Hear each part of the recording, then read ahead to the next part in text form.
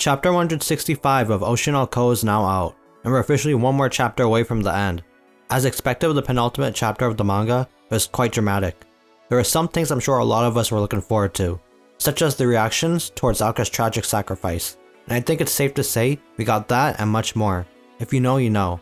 With that said, I'm just gonna jump right into the chapter, which opens with Kana narrating how Nino displayed a surprising level of cooperation when they interrogated her after the successful trap.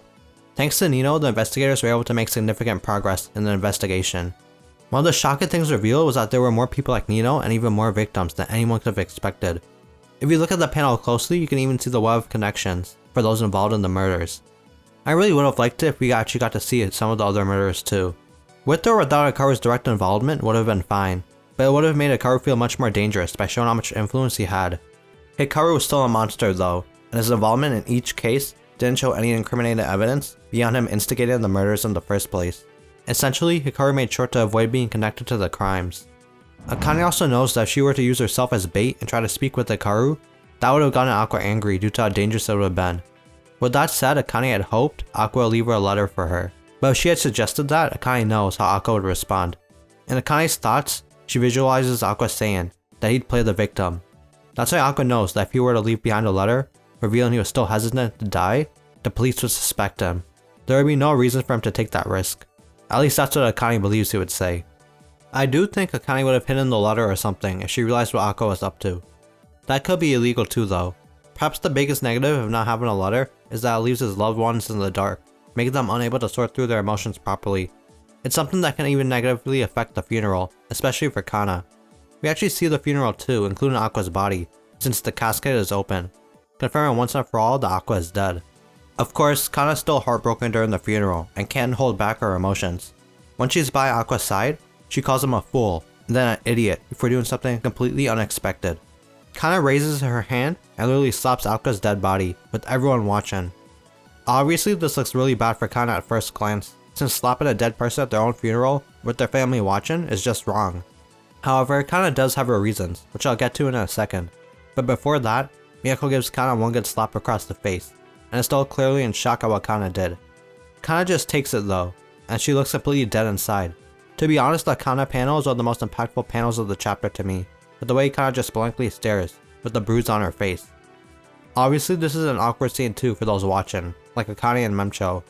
Kana did tell Aqua though, and this is where we're reminded of the promise Kana and Aqua made back in chapter 146, where she said that she'll slap his corpse and curse at him like always. As Kana stands over Aqua now, she repeats that promise and has kept her word. She just wanted Aqua to keep his promise too. That's the reason why Kana slapped Aqua. While it was definitely inappropriate and wrong, this is something very in character for Kana, and it was important to her that she kept her word. It's just unfortunate that Kana had to do it during the funeral, which is like the worst place to do it. Kana just appears out of control to those who have no idea about the promise, like Miyako. I'm pretty sure anyone would react like Miyako if they saw someone slap the body of their child at their funeral without knowing why. Everyone's emotions are just all over the place, so while I don't condone their actions, I do think their actions are also very understandable. Like we even see Kana crashing out right after, calling Aqua a liar for not keeping his promise about saying he wouldn't die.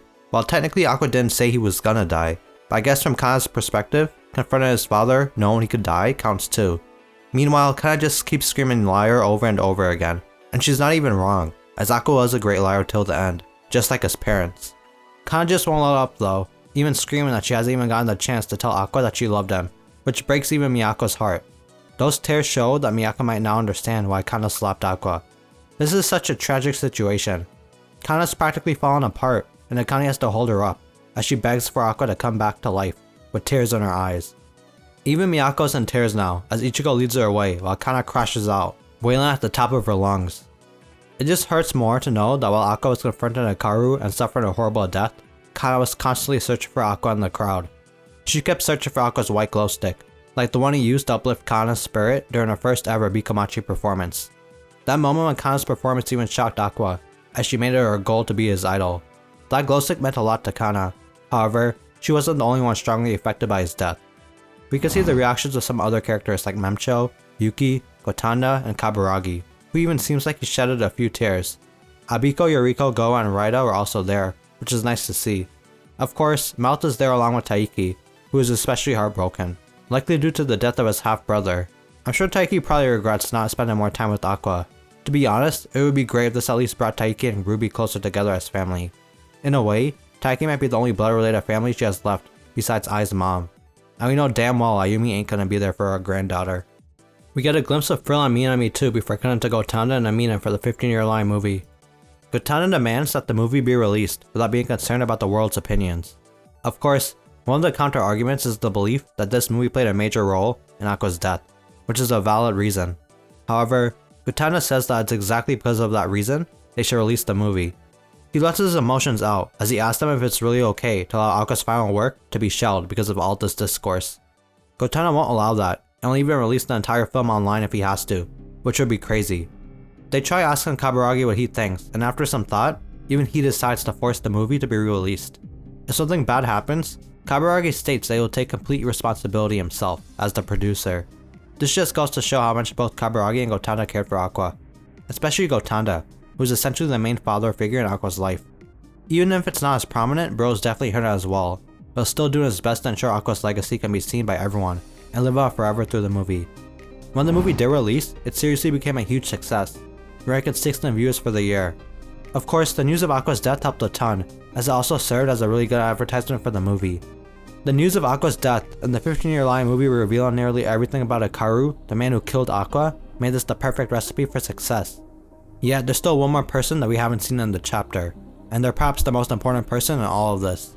We see Akane go visit none other than Ruby, who hadn't left the house even once since Aqua's death. I wonder if that means Ruby didn't even go to his funeral.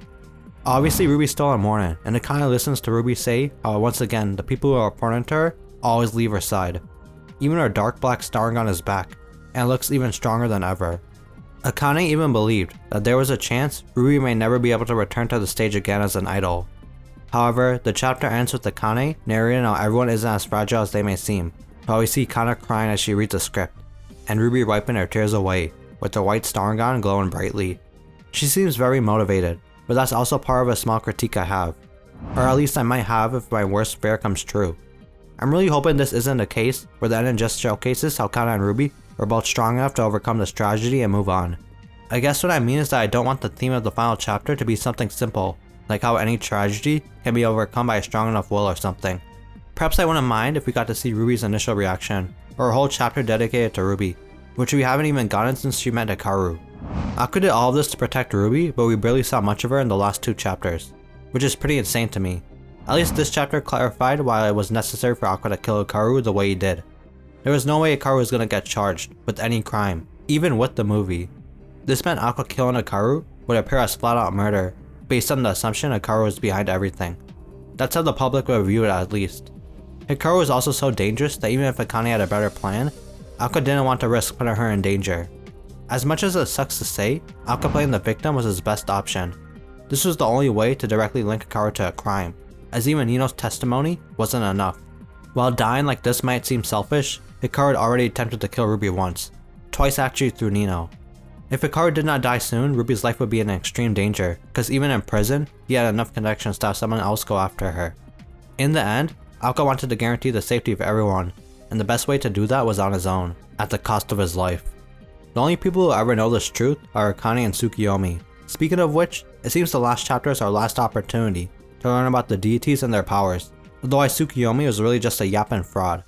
There's a chance the next chapter might be extra long though, so learning everything about Tsukiyomi is part of my copium list of things I want to see in the final chapter, along with an in-depth look at Ruby's emotions. Hopefully, the impact of Aqua's death lingers on, rather than being overcome quickly. For now though, I'll continue to have faith in Aqua to deliver us a good ending. With that said, what are y'all hoping for in the final chapter of Oshi no Ko? Let me know in the comments, and as always, thanks for watching. If you enjoyed this video, please drop a like and subscribe. I got some Oshi no Ko cut there too that you can check out. Peace.